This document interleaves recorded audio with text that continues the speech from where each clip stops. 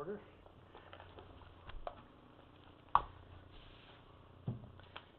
Okay, first thing, we need a motion to approve the minutes. I'll make that motion. Second? Okay, all in favor? Aye. Aye. Opposed, carried. Okay, with that, I'll turn it over to Maureen. All right, thank you very much. Morning, everybody. For our first action agenda, we're requesting permission for the Deputy Commissioner / Chief Legal Counsel to act in the absence of the Commissioner. And please see attachment 1. I wasn't sure whether we really needed this, but Trish Nenninger, the civil service person, asked me to do this. So I thought we would do it and it would cover everybody's basis. But I thought it was inherent in the Deputy Commissioner's part. But she explained to me, if you change the title, then we should have it. Well, we did. Sorry, thank you. Yeah, well, it makes sense to me. I mean, as a backup, Maureen, in the cases of emergency and everything else, so we've got our ducks in a row ahead of time. Right, that's what I figured. And it all makes sense. Thank you. But she wouldn't have been given that authority when she was appointed to that position? She was, this is, Well, this isn't, this is coming from the civil service side, not, Okay, all right. so. Do we have a motion to bring it to the floor?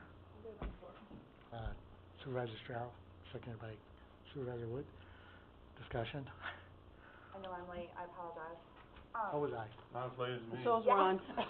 That's 3 of us, I was late too, I'm sorry. I would have never known.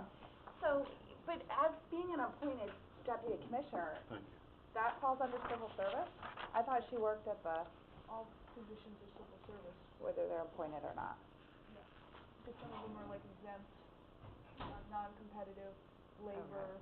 And we're still in the middle of civil, service decided they wanted to take a look at that, and I think it was a state thing to see whether it served at the pleasure, or it was that Cynthia needed to take a test, which she did.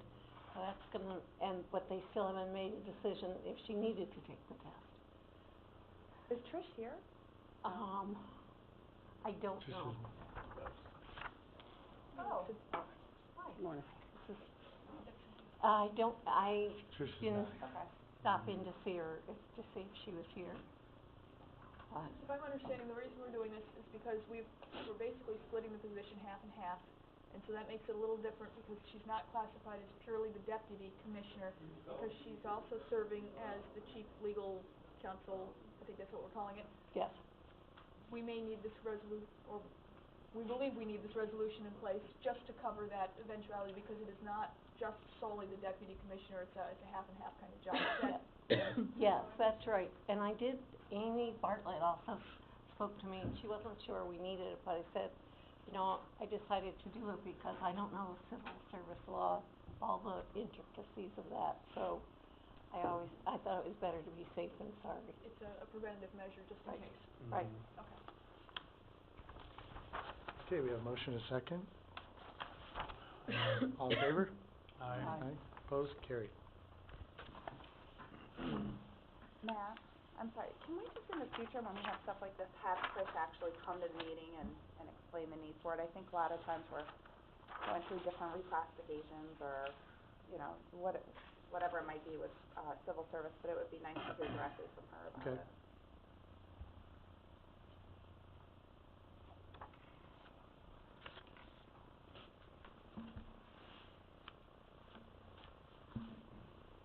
Okay, moving on. Do we need to vote on it? We did. Oh, okay, excuse me.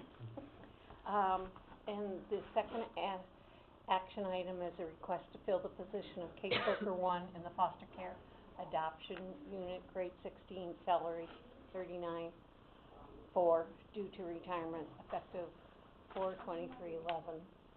And you can look at that attachment 2. Okay, do we have a motion to bring this to the floor? Supervisor Peninsula and seconded by Supervisor Strauss. Any discussion? There being none, I'll call the question. All in favor? Aye. Opposed? Carried. Okay, there are no pending items. With that, we'll turn it over to Deanna. The first item on our agenda is to enter into a contract with Caitlin Witt, to provide dietitian services to residents of Countryside in the amount of $40 an hour, not to exceed $3,840 a year. We have a motion, Supervisor Wood, second by Supervisor Frazier. Any discussion? Call the question, all in favor? Aye. Aye. Opposed? Carried. Item number 2 is permission to enter into a contract with Orkin in the amount of $925 to provide pest control services to the facility.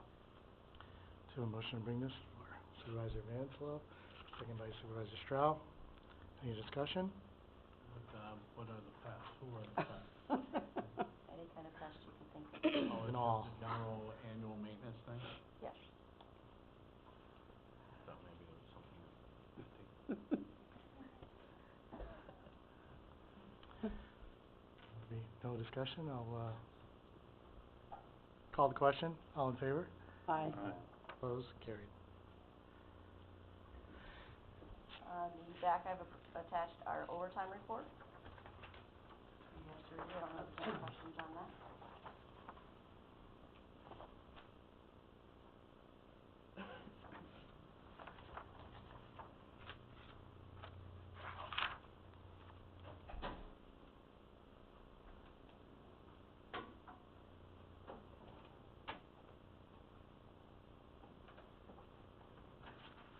How do you think we're gonna end up this year? I'm just gonna tell you. Probably Think we'll very still be similar on- to last It year, looks like yes. we're running very close, so. Yes. Yeah, and we are usually right around the same amount.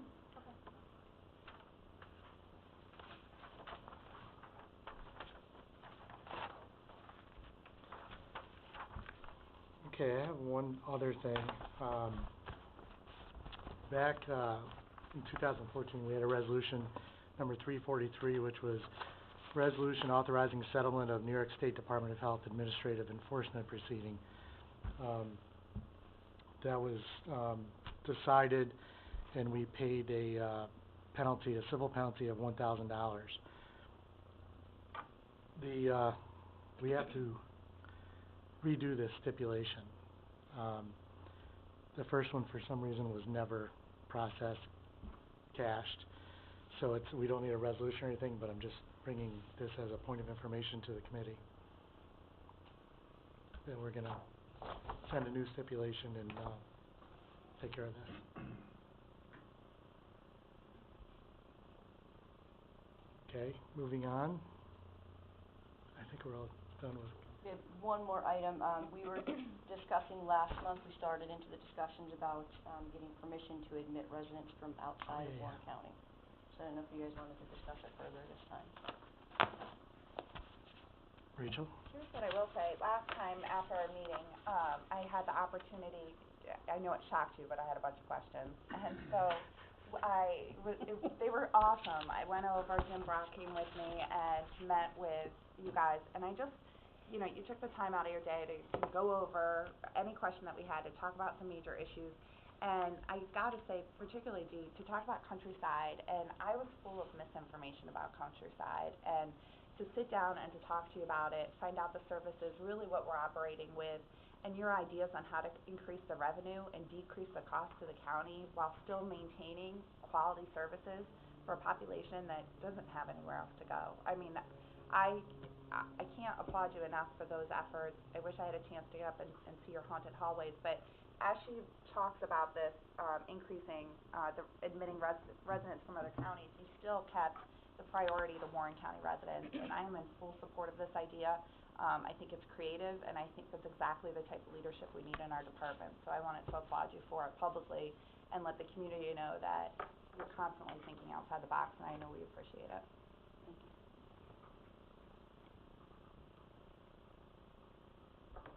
So is there any other discussion on admission of other people from counties, other counties, to our home? Do we wanna do you need a resolution, or, I mean, we talked about this last month, We would need a resolution to move it forward, Mr. but we Chair, would, okay.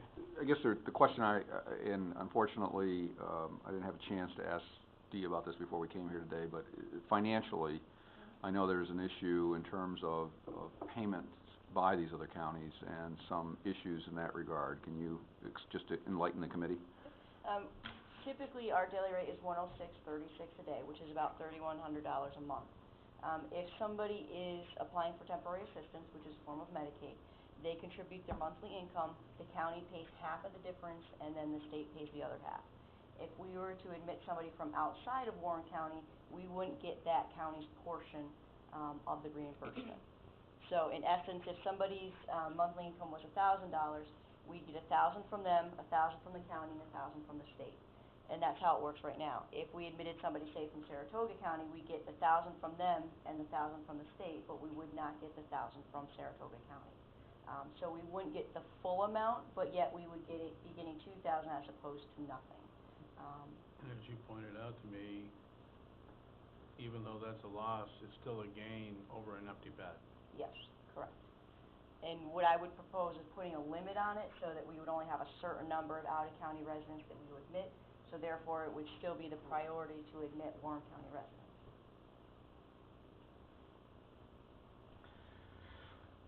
Do you have an idea of the ratio? You know, if we have maybe half of the available beds, or would it be a third that you'd wanna? That would be up to you. I would think possibly like start off with 5 and see how that goes. I wouldn't wanna go with too many because then we could potentially lose Warren County residents, which we're there to serve. And we would always do the priority of Warren County residents as opposed to out of county. What's the average empty bed number there? Currently, right now, our census is 31 residents, and we have the capacity for 48. We did unfortunately lose 2 this past week, and it seems to go like that. We lose 2, but we only gain 1, so unfortunately we've been dropping. And we did have that 1-2 week period where we lost 6 residents. So what's your recommendation? You're talking about a limit rather than a starting number, so what would your limit recommendation be My recommendation would be 5 residents. at this time? And on average, of the number of referrals that we get each year, we usually get anywhere from like 70 to 100. We have between 10 and 14 that are from other counties. And that's only who we actually get the referrals on. I'm sure there are more, because a lot of places know we can only accept Warren County.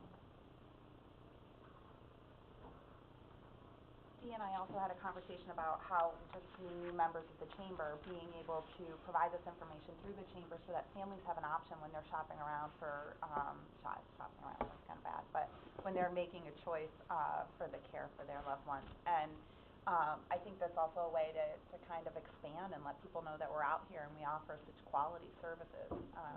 And, you know, so I think we might see people from out of county or even within our own county starting to take a different kind of look at Countryside and what we have to offer. So, yeah, I think it's all moving in the right direction, and to try to decrease some of that expense is a great start. Supervisor Van Enslow? I'd make a motion then that we allow out-of-county residents up to 5, at least to start with, and see how it goes. Okay, do we have a second? Supervisor Seaver? Okay, any other discussion? Would you like to report back to us and just kind of keep us surprised on how this is going? That's fine. Okay, I'll And call. A caveat to that resolution that Warren County residents will always take priority. That Okay, was my resolution, no, I didn't change it. Would you mind amending it for Warren County residents to have priority? I don't For know. Conover? Oh, Mr. Oh, I'm so sorry. When you're in a hole, I know, you're I'm not just, supposed it's to keep getting worse. digging. I'm sorry. I need those baggies from yesterday. I'm good with it. Okay, you good with the amended resolution? Okay, I'll call the question. All in favor? Aye. Opposed? Carried. I'll check my Facebook.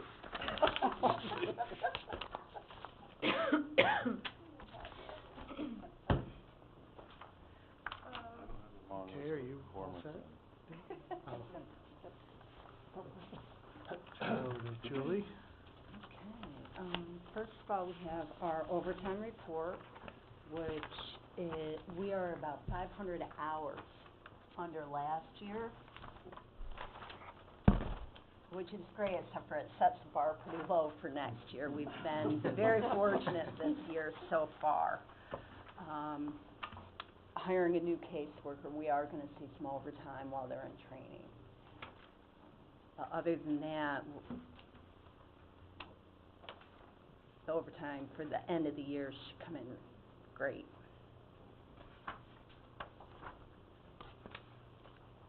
And for our revenue and expenses, again, we're under the September 30th, 2014 total expenses, and we're over 2014 revenues, so that's looking really well.